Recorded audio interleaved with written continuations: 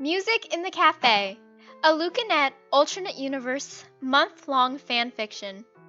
Each day will be based on a writing prompt from the Lukanette September 2019 calendar. I do not own this calendar.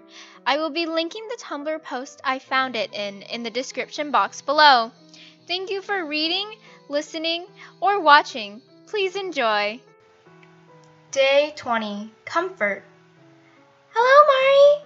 What are you doing here? Tikki said cheerfully when Marinette's sped walked in.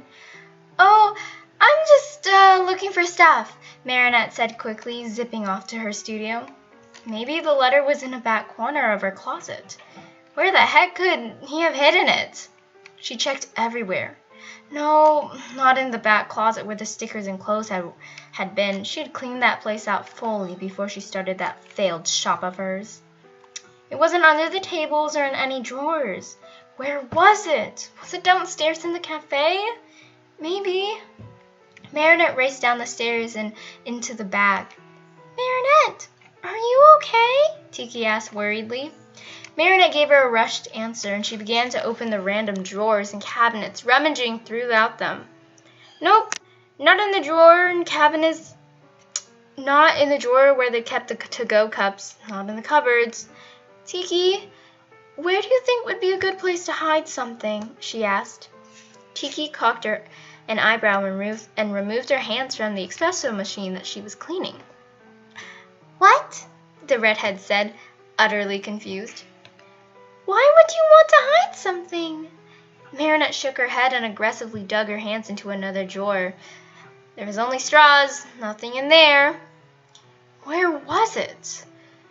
I'm looking for something, Marinette explained. What is it? Tikki asked, just staring at the black-haired girl, spastically searching around. Marinette sighed. Agrest said that he had left a letter hidden somewhere in the shop, and he said that he hid it so well that only when it gets turned into a studio or when I move, I'll find it. Tikki's eyes went wide. Did he call you again? Why didn't you tell me before? What does he want now? No. He didn't call me or reach me or contact me in any way. Then how did he tell you? I found an old box with a bunch of memories from him, and he gave me his old journals, and the last entry said that he left a letter. Wait, what? Where was the box? How could we have missed it? I don't know. Anyways, where would you hide something? Well, he's so sure you won't find it, so where's a place you don't look in normally? Tikki offered. Marinette thought for a minute and then nodded. That sounded about right. Agrest knew the shop better than she did, and she always looked in the drawers, so it wouldn't make sense to put it there. A place she never went to, but he did.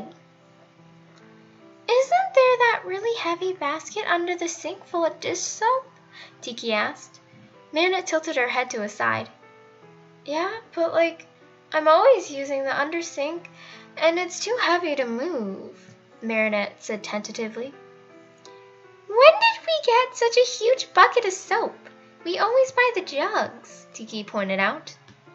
Marinette's jaw dropped. There! She'd never bothered to move it. The letter could be behind the bucket, or maybe under. She didn't even think of it. Help me drag it out, Marinette said, going to the sink and kneeling down and opening the doors. Oh my goodness, it's so heavy. What is it, full of bricks? Tikki groaned as she and Marinette pulled on the handle. No idea, Marinette said through gritted teeth. One last combined pull and the bucket came tumbling out of the cabinet and spilled out onto the floor. No dish soap, but a piece of paper flew out when the lid was knocked out. Marinette looked at Tikki and picked up the paper. Found it, she said. Dear Marinette, hello. I don't think you want to hear from me, but I need to say something. I do not blame you for getting angry and leaving me. I should have never done it. Our relationship lasted years, but I tore it apart in one night. I want to tell you that I still love you, and I will always love you. I don't know if that'll change anything. I wish it would, but I know you. If you found this, then that must mean you have started your fashion studio. Congratulations. You've worked for years and years for this. I wish you the best. Adrian. Marinette tightly grasped the paper in her hands. This letter? It changed nothing. He didn't even try to say, I'm sorry, or look at what else he had done. Agress was so self-centered now he didn't even see that it had been falling apart for months. It was clear he knew it was his fault, but God forbid his ego would never let him admit fault. No matter how he said he loved her, he didn't. If Agress really did, he would have taken a look at everything he had done and changed. There's something in the bucket, Tikki said, snapping Marinette out of her trance. Really? She said, throwing the paper on the countertop and leaning over to Tikki on the bucket. Well, there's a concrete block. That makes sense since it was so ungodly heavy. And this. What is this? Tikki pulled out a long strip of fabric that made Marinette's eyes go wide. It was the blue scarf. What's this? Tikki asked. Right, she hadn't been friends with Marinette at the time of the scarf and gift mix-up. That was Agress's birthday gift the first year I met him, she said quietly. Tikki quickly wrapped her arms around her friend, who melted into the comfort of caring arms. I'm sorry, Tikki said. Marinette didn't know why Tikki had said that. She didn't do anything wrong. It was just a scarf. A stupid scarf from a stupid boy. Tikki snatched the letter and read it quickly. Her eyes narrowed.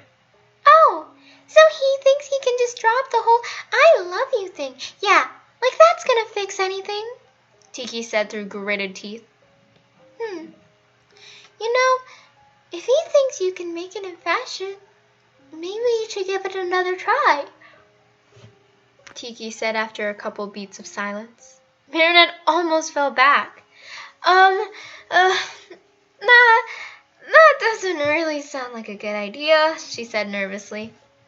Tikki cocked her head. Really?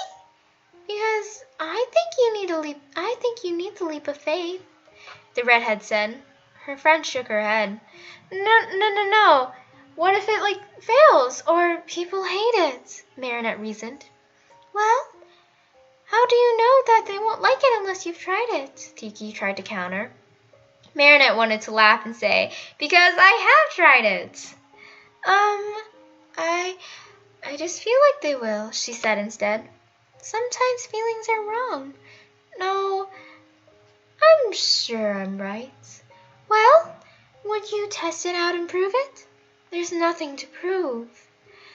Marinette, you took a leap of faith on Luca. It's time to do so on your dream. It's unrealistic. That's what you thought about him before, and look at you now. I don't think so. Marinette, how will you know what will happen if you're never going to give it a try? It's understand to be nervous and worried, but it's not. Tikki, I've tried it, okay? Is that what you want to hear? I've tried it. I made a shop online.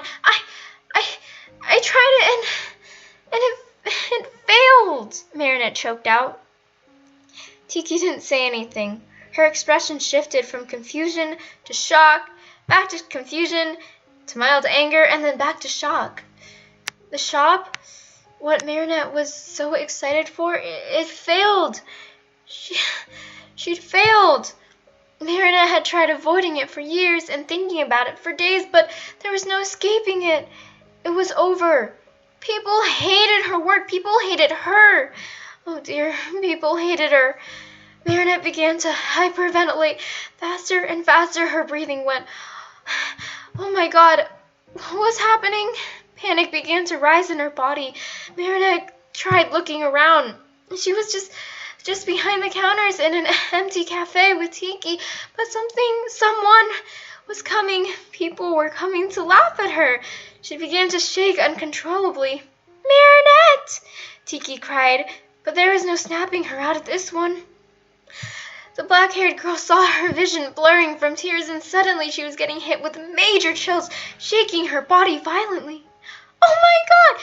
Marinette!" Tikki yelled this time. No, nothing was all right. Something was going to happen. More and more fear and worry built up. There was tightening going around her throat. She was choking. She couldn't breathe. Her head began to spin faster and faster and faster and faster and faster. Her breathing, her head, the shaking, the panic, it was all too much. Marinette's eyes closed and she collapsed onto the floor, Tikki screaming next to her. Marinette had fainted.